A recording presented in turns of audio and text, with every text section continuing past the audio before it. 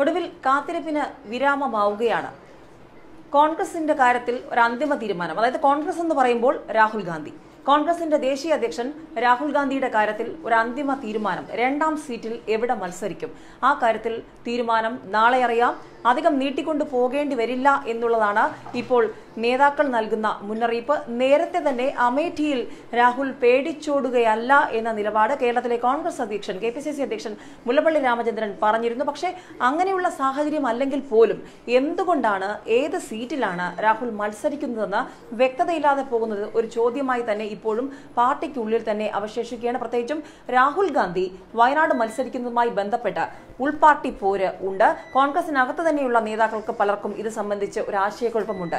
വയനാടും വടകരയും കോൺഗ്രസിനെ വല്ലാതെ വലയ്ക്കുന്നുണ്ട്. തലവേദനയായി തന്നെ 2 ലോക്സഭാ മണ്ഡലങ്ങളും നിൽക്കുന്നതും അതുകൊണ്ട് തന്നെയാണ്. പ്രത്യേകിച്ചും വടകരയുടെ കാര്യത്തിൽ നേരത്തെ കെ മുരളീധരന്റെ സ്ഥാനാർത്ഥിത്വം ഏകപക്ഷീയമായി തന്നെ തീരുമാനിച്ചതാണ്. അവിടെ ആശയക്കുഴപ്പങ്ങൾ ഉണ്ടായിരുന്നില്ല.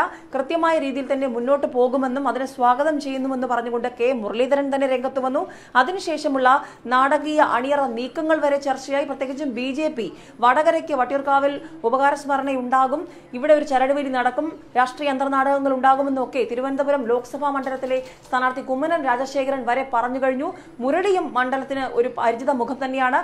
വടകരയിൽ മുരളി കാര്യങ്ങൾ ശക്തമാക്കി മുന്നോട്ട് പോകുന്നുണ്ട്. പക്ഷെ അപ്പോഴും ഒരു പ്രഖ്യാപനം പട്ടികയിൽ വരാതിരിക്കുമ്പോൾ ഒരു ആശയക്കുഴപ്പമുണ്ട്. മാത്രമല്ല വയനാട് സീറ്റിലേക്ക് വരുമ്പോൾ സിദ്ദിഖിനെ തന്നെ മത്സരിപ്പിക്കണമെന്ന് ആഗ്രഹിക്കുന്ന നല്ലൊരു വിഭാഗം ആൾക്കാർ പാർട്ടിക്കുള്ളിലുണ്ട്. അതേസമയം ഉമ്മൻചാണ്ടി രമേശ് ചെന്നിത്തല ഗ്രൂപ്പ് പോര് അതിനൊരു അവസാനം ഉണ്ടാക്കാൻ വേണ്ടി ഏറ്റവും ഒടുവിൽ രാഹുൽ ഗാന്ധി തന്നെ വയനാട് സിദ്ദിഖിന്റെ പേര് നിർദ്ദേശിക്കുന്നു. പിന്നീട് ഒറ്റയടിക്ക് മലക്കം പറഞ്ഞ് അങ്ങോട്ടേക്കെന്ന് പ്രഖ്യാപിക്കുന്നു. അപ്പോൾ അവിടെയാണ് ഒരു വ്യക്തത ഇനി വരേണ്ടത്.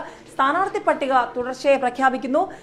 ഇന്ത്യയിലെ മറ്റ് സംസ്ഥാനങ്ങളിലൊക്കെ ഒരു മുഴം മുൻപേ നീട്ടി എറിഞ്ഞിരിക്കുകയാണ് കോൺഗ്രസ്. ഇതുവരെയുള്ള പട്ടികകൾ വരുമ്പോൾ എല്ലാത്തിലും മുതിർന്ന നേതാക്കന്മാരടക്കം ചിത്രത്തിൽ വന്നു കഴിഞ്ഞു. പക്ഷെ രാഹുലിന്റെ കാര്യത്തിൽ മാത്രം അപ്പോഴും വ്യക്തതയില്ല.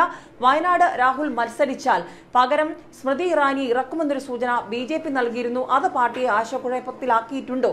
മാത്രമല്ല നിലവിൽ ഇടതുപക്ഷവുമായി ഒരു രമ്യതയിൽ പോകുമ്പോൾ വയനാട് രാഹുൽ മത്സരിച്ചാൽ അത് CPM CPIയുമായുള്ള ഒരു ബന്ധത്തിൽ വിള്ളൽ ഉണ്ടാക്കുമോ എന്നൊരു ആശങ്ക ചില നേതാക്കന്മാർക്കുമുണ്ട്. അതും ഒരു ആശയക്കുഴപ്പമാണ്. മാത്രമല്ല നിലവിൽ സിദ്ദിഖ് മത്സരിക്കണമെന്ന് ആഗ്രഹിക്കുന്ന ഒരു വിഭാഗം, പ്രാദേശികമായ ഒരു വികാരം, അത് ഒരു സാധ്യതയായി മാറുമോ, അത് ദോഷമായി മാറുമോ എന്നൊരു സംശയവും പാർട്ടിക്കുള്ളിൽ തന്നെയുണ്ട്. ഏതായാലും രാഹുൽ കേരളത്തിലേക്ക് വരുമ്പോൾ കോൺഗ്രസിന്റെ കേരളത്തിലെ ഒരു സാധ്യത, ഒരു നിർണായകമായ സീറ്റ് കുറഞ്ഞു പോകുന്ന ഒരു സാഹചര്യം ഉണ്ടാകും. അമേഠിയിൽ നല്ല വിജയസാധ്യത ഉള്ളപ്പോൾ 2ാമതൊരു സീറ്റ് എന്ന ഓപ്ഷൻ അത് കേരളം വേണമോ എന്നുള്ള കാര്യത്തിൽ ഇപ്പോൾ ഒരു ആശയക്കുഴപ്പമുണ്ട്. ഏറ്റവും ഒടുവിലെ സൂചനകൾ അനുസരിച്ച് രാഹുൽ ഗാന്ധിയുടെ കാര്യത്തിൽ നാളെ തന്നെ ഒരു തീരുമാനമുണ്ടാകും.